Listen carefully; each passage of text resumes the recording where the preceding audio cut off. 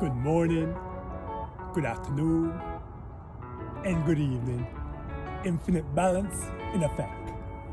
And today I'm going to get right down to it in this beautiful city of Toronto, Ontario, Canada. There's something that's making me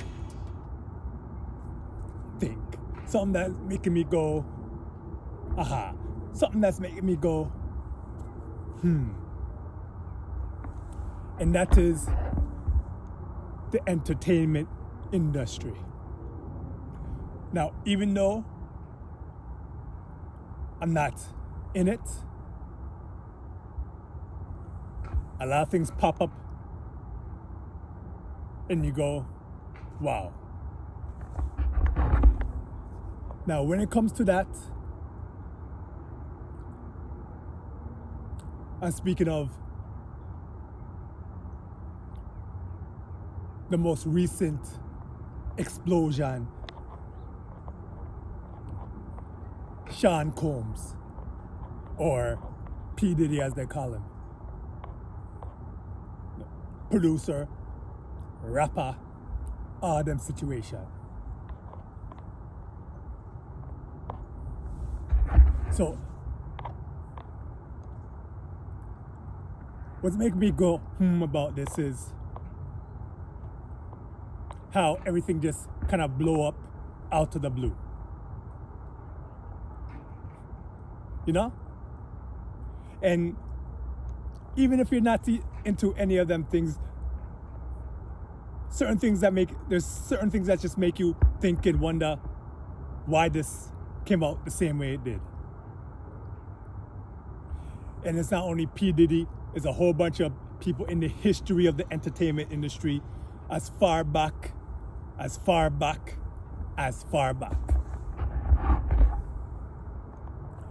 me admit, in my less wisdom days, I wanted to be a part of that situation. So just through all that, I have a little knowledge on it. So even through all them, I was suspicious in some ways, which coming up now is brought up the information that I gathered way back when. And from my knowledge, it goes back to like the 60s with Elvis.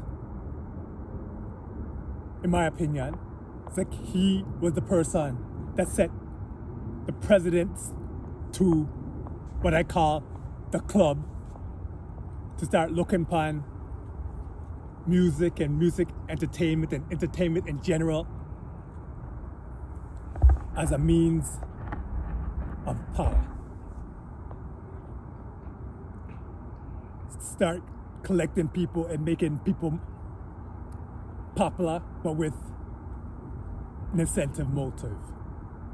Fine print, if it will. That knows from the 60s going on to when the Beatles came out. And they exploded upon the scene. The biggest pop act ever, I think, back in the 60s. Until one of the members mentioned that them bigger than Jesus. Then from then, it was the downfall of them. Now people may say it was the fans that disliked them or whatever. But in the music industry still, if they wanted to, they could have made the Beatles still big upon big. They say it in the 48 Laws of Power, never outshine the master. You're big up to the train now. You notice what I said? Never outshine the master, that's when the train comes. Almost like a distraction of some sort. So when this comes over here, we're going to continue on about what me I say. It's like there's a message right now that I'm trying to gather that seems like there wants to be some interference. know?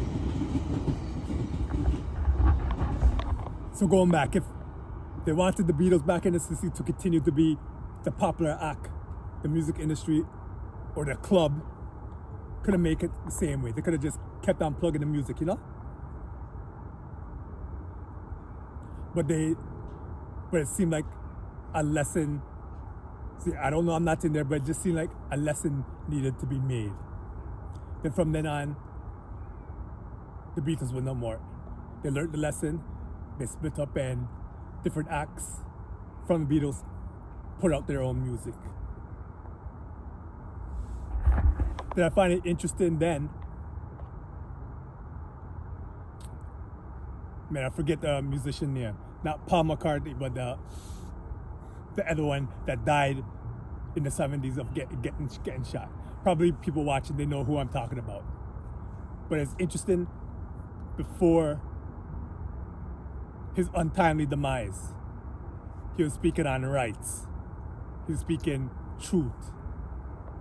And then all of a sudden this happened. Then going back in the 80s, maybe 80s, 90s, maybe around this, when Milli Vanilli came out. Another group that all of a sudden lost popularity because they found out they weren't singing their own song. Someone else was singing it. And even back then, in the way how the entertainment industry worked, they could have covered up that mishap. So none of that would have happened. But it's interesting how that wasn't covered up. Almost seemed like a lesson had to be learned. You know? Again, a part of the club. So going from then the Sinead O'Connor situation. Big, she wanted to do some type of protest. Her popularity dwindled down. Dixie Chicks, even the most popular musician, entertainment-wise, probably ever, the ever so grateful Michael Jackson, rose to the top. Then out of nowhere, all these allegations come. So I know saying the entertainment industry, again, not knowing if any of them doing what is true, but it seems like there's a saying, the devil dances with you, but the devil doesn't love you. And all through entertainment, these things happen. Going up to Bill Cosby. Again, in his 80s, and also all these allegations. It's like once you're in the club, there's no getting out. And if you defy them in any sort of way, that's how I seen it anyway, they're gonna come back. And now it goes to P. Diddy. Before that, R. Kelly, which is serving time right now.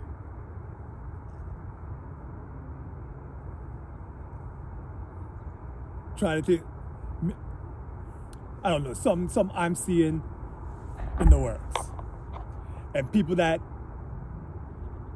as they say, stick to the script, no matter what, they're still famous. A good example, Madonna. Out since the late 70s, early 80s. She still put out music, still selling mad music when the music isn't so. There's other artists, that are better, but her music is more pumping. Which brings me to another and I know the people watching, they're probably thinking the same thing. Have you ever noticed how certain musicians, you heard their old music, it's nice, it's like, it's good. All of a sudden they explode, but it's with the same type of music. And you're going, thinking to yourself, what happened? Or you hear them in a certain way, then all of a sudden they come out again, there's a whole different type of vibe, type of music that's put on that's selling. Where you could tell when you look at them that they're not really having fun at what they're doing, you know? I was looking through the internet and another person was talking about a line that Kanye West said. I haven't listened to Kanye West in a long time, probably since 2015 or so when I went to the journey, just not listening to music because I found out everything is just the same thing. But he had a line about he sold his soul.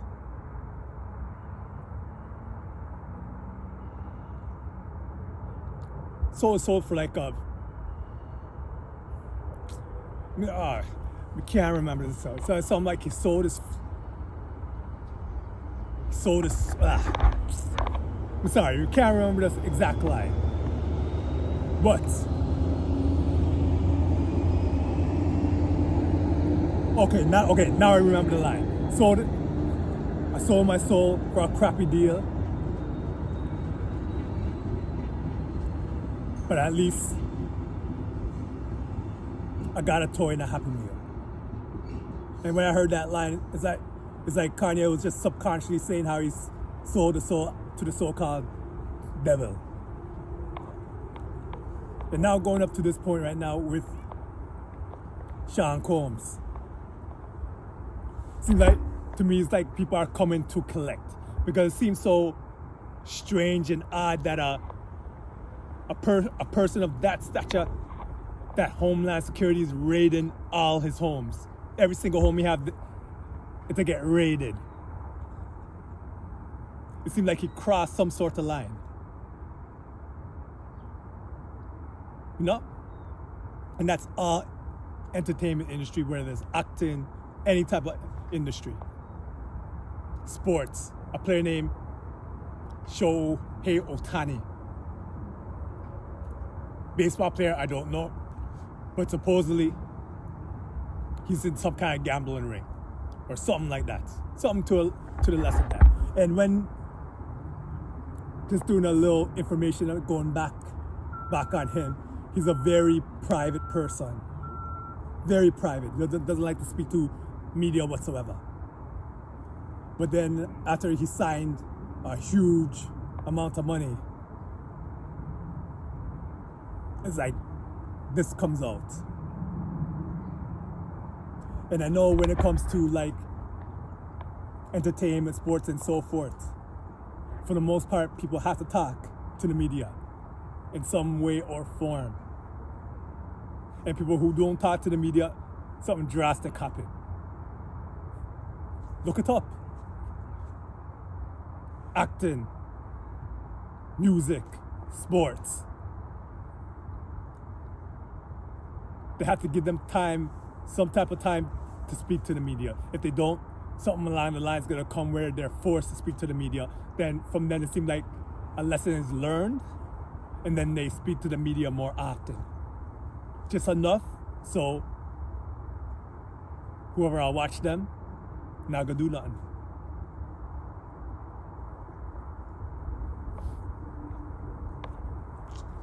So anyway, just a little food for thought for you. Video a little longer than I wanted, but it's just something that I seen from the horizon. And I know it's people that are like the big right now,